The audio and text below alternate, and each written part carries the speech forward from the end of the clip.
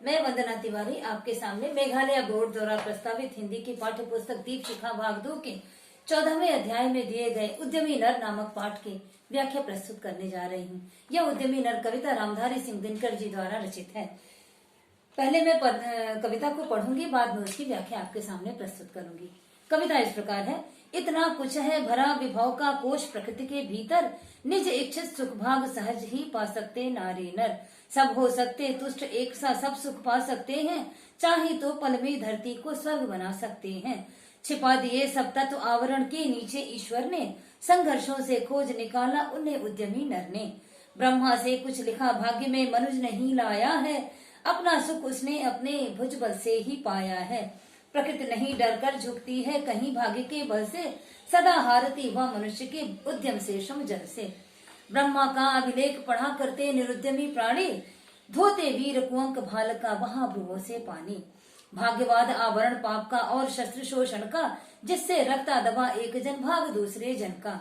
पूछो किसी भाग्यवादी से यदि विधि अंक प्रबल है, पद पर क्यों देती न स्वयं वसुधा निज रतन उगल है। उपजाता को विभव प्रकृति को सींच व जल से, क्यों न उठा लेता निज संचित कोश भाग्य के बल से।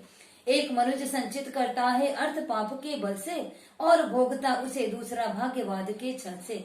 नर समाज का भाग्य एक है वह श्रम जल व भुजबल है, जिसके सम्मुख झुकी हुई है पृथ्वी विनीत नवतल है।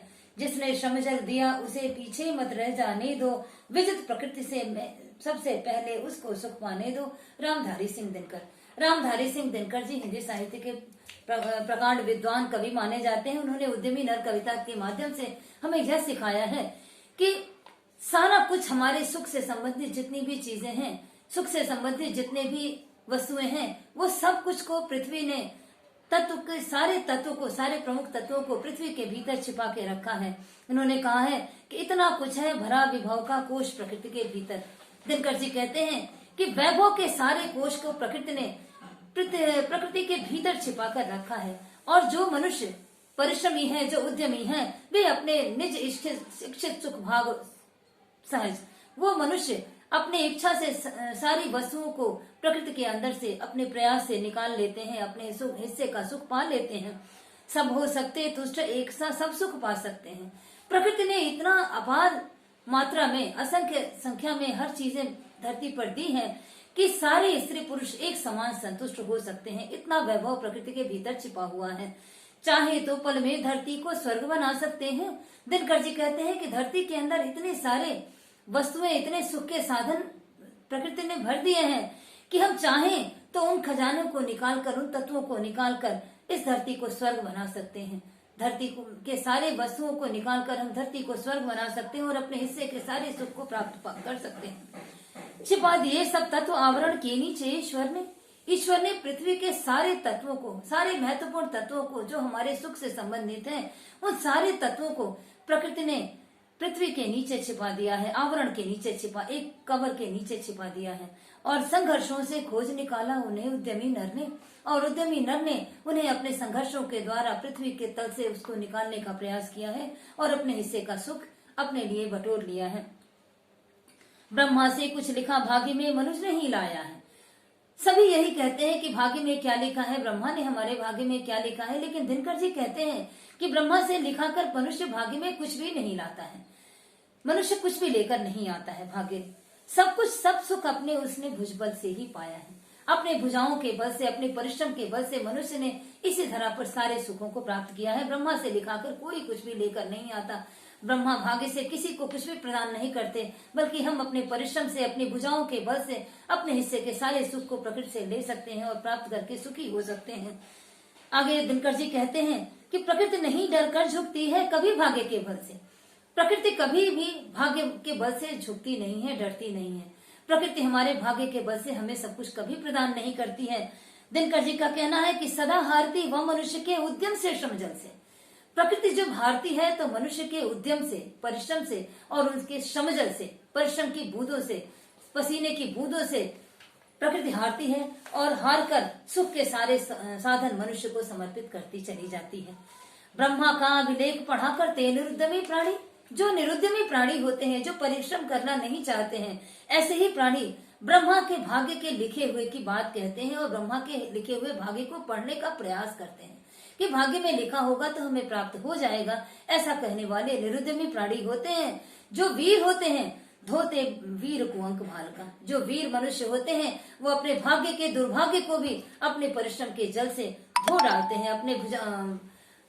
अपने आंखों, अपने भ्रुओं के पानी से, अपने भौहों के जल से अर्थात परिश्रम के जल से जो वीर मनुष्य होते हैं अपने दुर्भाग्य को भी सौभाग्य में बदल लेते हैं।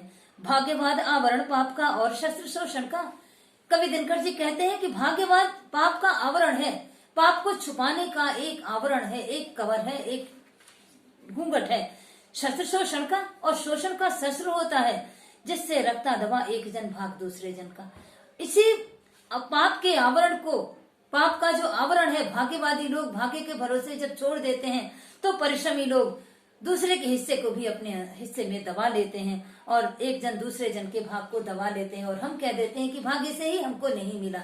लेकिन ऐसा नहीं होता है। हम अपना परिश्रम नहीं करते हैं इसलिए हमारे हिस्से का सुख हमें प्राप्त नहीं होता है। पूछो किसी भाग्यवादी से यदि विधि अंक प्रबल है। किसी भाग्यशाली व्यक्ति से पूछिए, किसी भाग्यवादी व्यक्ति से पूछिए कि यदि भाग्य का अंक प्रबल है, यदि भाग्य प्रबल होता तो उस भाग्यशाली के पद पर क्यों न देती स्वयं वसुधा निज रतन उगल है। किसी भाग्यशाली के पद पर स्वयं वसुधा सारा रत्न क्यों नहीं उगल कर रख देती है। जबकि किसी भी भाग्यशाली से पूछेंगे तो पता चलता है कि उसने अपने परिश्रम से उसको बटोरा है, सारे सुख साधन को प्राप्त किया है। उपजाता क्यों विभव प्रकृति को सींच सींच वह जलते। अगर स्वयं ही भाग्य के बल से सारी चीजें प्राप्त हो जाती, सारे सुख प्राप्त हो जाने वाले होते तो जो वैभवशाली व्यक्ति है वह पौधों को सींच सींच कर, किसी भी पौधे को सींच सींच कर, परिश्रम के बूंदों से सींच सींच कर अपने हिस्से का वैभव नहीं उगाना पड़ता, स्वयं अपने हिस्से का हमको प्राप्त हो जाता। किसी भी किसान को अपने पसीने की बूंदे बहा बहा कर अनाज को पैदा नहीं करना पड़ता। किसी वैभवशाली व्यक्ति से पूछें तो यही बात सामने आती है कि परिश्रम के द्वारा ही व्यक्ति ने उस चीज को हासिल किया है, भाग्य से उसको कुछ भी प्राप्त नहीं हुआ है। अगर भाग्य का बल प्रबल होता, भाग्य का अंक प्रबल होता, क्यों न उठा लेता निज संचित वह कोष भाग्य के बल से। कोई भी व्यक्ति अपने हिस्से के सारे सुख को भाग्य के बल से जाकर उठा लेता और कहता कि मेरे भाग्य से मुझे प्राप्त हुआ है, लेकिन ऐसा नहीं होता है। एक मनुष्य संचित करता है अर्थ पाप के बल से। एक मनुष्य पाप के बल से अगर अर्थ संचित कर भी लेता है, दूसरे के द्वारा कमाए गए धन को लूट खसोट कर अगर संचित करके रख भी लेता है और भोगता उसे दूसरा भाग्यवाद के छल से। अगर कोई व्यक्ति छल कपट के द्वारा किसी के हिस्से के सुख साधन को इकट्ठा कर लेता है, ऐसी स्थिति में कोई दूसरा वह व्यक्ति उसका सुख नहीं प्राप्त करता, कोई दूसरा भाग्यवाद का नाम देकर उसका सुख को प्राप्त करता है। नर समाज का भाग्य एक है, वह श्रम है, भुजबल है। संपूर्ण मानव जाति के अगर हम देखें तो सबका भाग्य एक ही है, वह भाग्य है श्रम जल और भुजबल। अपने परिश्रम और भुजाओं का बल है और उसके पसीने का जल है, जिसके द्वारा वह सारे वैभव को प्राप्त करता है। जिसके सम्मुख झुकी हुई है पृथ्वी विनीत नवतल है। परिश्रमी व्यक्ति, उद्यमशील व्यक्ति के सामने ही संपूर्ण पृथ्वी, संपूर्ण सृष्टि, सारा विनीत नवतल, नव गगन आकाश सब कुछ उसके सामने विनीत होकर झुके रहते हैं, उसके सम्मान में झुके रहते हैं। क्योंकि परिश्रमी व्यक्ति परिश्रम से ही अनेक ऊंचाइयों को प्राप्त करता है। भाग्यवाद के द्वारा भाग्य से किसी को कुछ भी प्राप्त नहीं होता। रामधारी सिंह दिनकर आगे कहते हुए कह रहे हैं कि जिसने श्रमजल दिया उसे पीछे मत रह जाने दो। लेकिन दिनकर जी का मानना है कि जिस व्यक्ति ने परिश्रम किया है उस व्यक्ति के हिस्से का सुख उसे पा लेने देना चाहिए। हमको किसी दूसरे के द्वारा परिश्रम किए हुए धन का, किसी भी चीज का जबरदस्ती हथियाकर अपने सुख में नहीं ले लेना चाहिए, बल्कि परिश्रमी व्यक्ति को पहले उस सुख को पा लेने देना चाहिए। विजित प्रकृति सबसे पहले उसको सुख पाने दो। जिस व्यक्ति ने परिश्रम किया है उसको सुख पा लेने देना चाहिए, न कि छल बल से दूसरे के द्वारा परिश्रम से प्राप्त किए हुए चीज को अगर हम छल बल से ले लेते हैं, छीन लेते हैं तो यह गलत बात है। दिनकर जी का मानना है कि जिस व्यक्ति ने परिश्रम किया है पहले उस परिश्रमी व्यक्ति को उसके हिस्से का सुख हमें प्राप्त कर लेने देना चाहिए। उसके बाद प्रकृति में इतना धन वैभव छिपा हुआ है कि हम अपने भाग्य का सारा कुछ उस प्रकृति के अंदर से अपने परिश्रम के द्वारा प्राप्त कर सकते हैं। यही उद्यमी नर ने श्री रामधारी सिंह दिनकर जी ने कहा है। नमस्कार।